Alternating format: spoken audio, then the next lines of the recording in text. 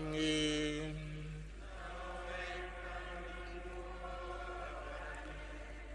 Amagambo yo mu ivanjiri ntagatifu uko yanditswe na Mariko.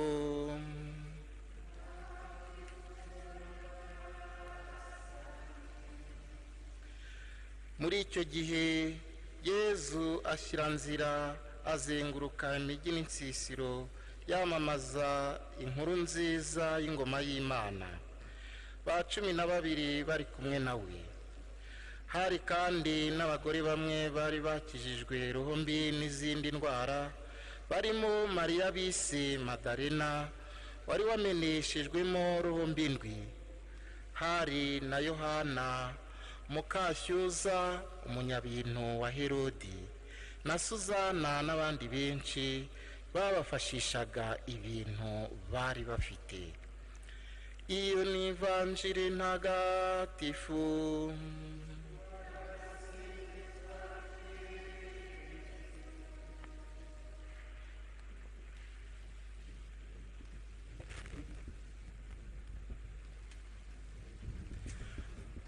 Mbese ukwemera kwacu gushingiye hehe?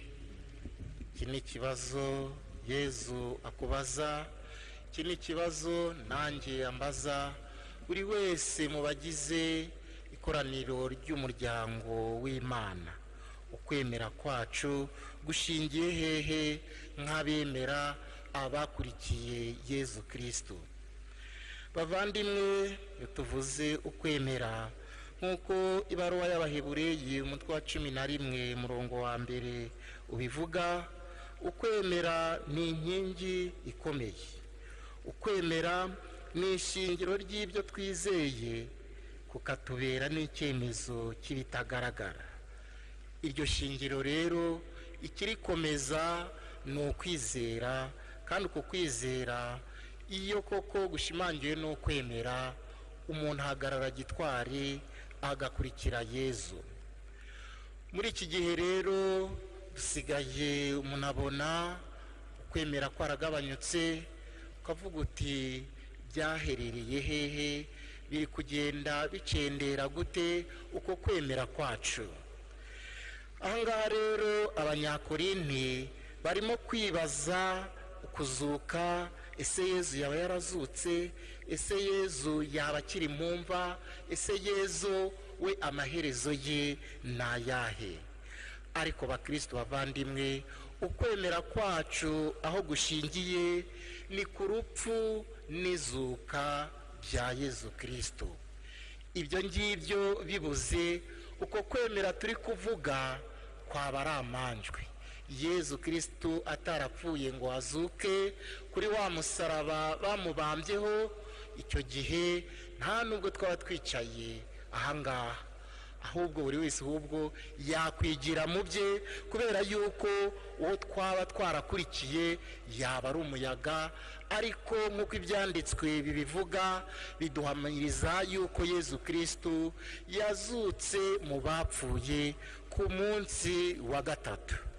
Uko kwemera rero niko natwe abakristo tugomba guhamya.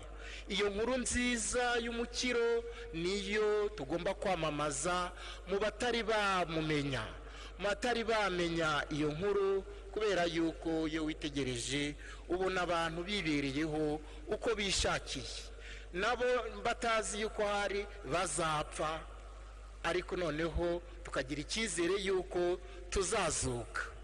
Abo ngabo rero dufite ubutumwa bwo kubabwira tuti Yezu Kristo yarazutse, yatsinze urupfu kandi ni muzima. Nibyo rero dukunda no kuririmba tuvuga tuti Umucunguzi wacu singizwa, ibiremwa byose nibirate izina ryawe. Urupfu rwawe turarwamamaza, n'izuka ryawe tukarihamya, kugeza igihe uzagarukira mu ikuzo, kugeza igihe uzaza gutwara abawe bakwemeye, ba bandi bakwamamaje. Ese aho ntago naba ngira ipfunwe ryo kwamamaza Yezu Kristo, wa wundi waduhaye ubuzima, ugasanga hari aho ngeze nshaka kwisubirira inyuma, cyangwa ugasanga umunwa wanjye ndawuhagaritse, bityo ntimbashe kuvuga ibitangaza ibigwi bya Yezu Kristo yatugiriye. aho ngaho rero tugize intege nke, twaba turi gushaka kugaragaza ko natwe tutari mu mubare wabo yacunguye, kandi twarabatijwe tugakomezwa, tugahabwa za mbaraga zituma tubera Yezu Kristo abagabo mu bantu. Ntidutume rero ukwemera gucendera, ukwemera kugabanyuka mu bagize umuryango w'Imana. Ntibibe rero nka cya kibazo Yezu Kristo akunda kubaza mu Ivanjiri ya Luka mutwe wa 18 umurongo wa 8. Mbese igihe Yezu azazira ku isi azasanga hakiri ukwemera? Yezu naza ku isi azasanga hakiri ukwemera? Njye rero navuga nti yego, ukwemera Yezu azakuhasanga, kuko bibaye yuko azasanga twese kwemera twaraguteshutseho, ubwo ngubwo twaba tutakiri gushimisha uwaduhamagaye igihe tubatizwa. Niyo mpamvu rero Yezu Kristo tugomba guharanira gukora isengesho ridukomeza mu kwemera, tukarigira inkingi y'ubuzima bwacu. Yezu rero turasabirana kugira ngo azasange hakiri ukwemera. Kandi koko nibyo, niyo witegereje hari abemera gupfira uko kwemera kandi bakaba abatagatifu. Abo ngabo rero, abo ngabo bari mu Yezu Kristo nyine yabonye bafite ukwemera. Turahimbaza rero Andrea Kimu, Paul Chongo na bagenzi be bapfiriye Imana mu gihugu cya Koreya. Abo ngabo bakomeye ku kwemera kugeza igihe babipfiriye ari 101 n'abandi ndetse barenga. Ubwo se twebwe ab'iki gihe, abo nabo nubwo bari muri icyo gihugu kure muri Koreya, ariko twumva amateka yabo, kandi ayo mateka ni ukuri. Babayeho rero nkatwe. Natwe rero ni ngombwa yuko dupfira uko kwemera, maze tukazabasha kubona ingororano ya Yezu Kristo mu ijuru. Tutabikoze rero twaba turi kwihakana, kandi ntago twazabihemberwa. Icyo tuzahemberwa ni uko kwemera, ni uko kumena amaraso kubera ingoma y'Imana. Bakristo bavandimwe rero, dusabirane abo batagatifu badusabire nkatwe abacunguwe, abakijijwe. Twumvise mu Ivanjiri batubwira abagore bakurikiye Yezu, barimo Mariya Madalena, yaramukurikiye yaramukijije.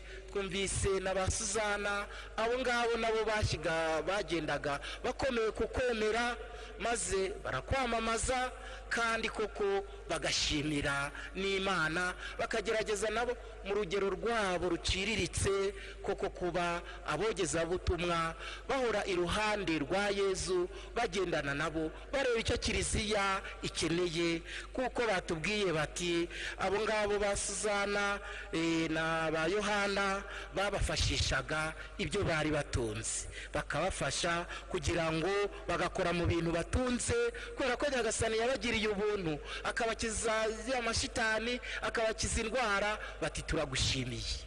Natwe rero abacunguwe na Nyagasani tujye twibuka gushyigikira Kiliziya yacu, kugira ngo iyogezabutumwa ukwemera ikomeze kukwamamaza ku isi hose, maze bityo igihe Yezu azazira azavuge ati nuko bagaragu beza, nimuze mwakomeye ku kwemera, twishimane mu ngoma y'ijuru mu byishimo bidashira.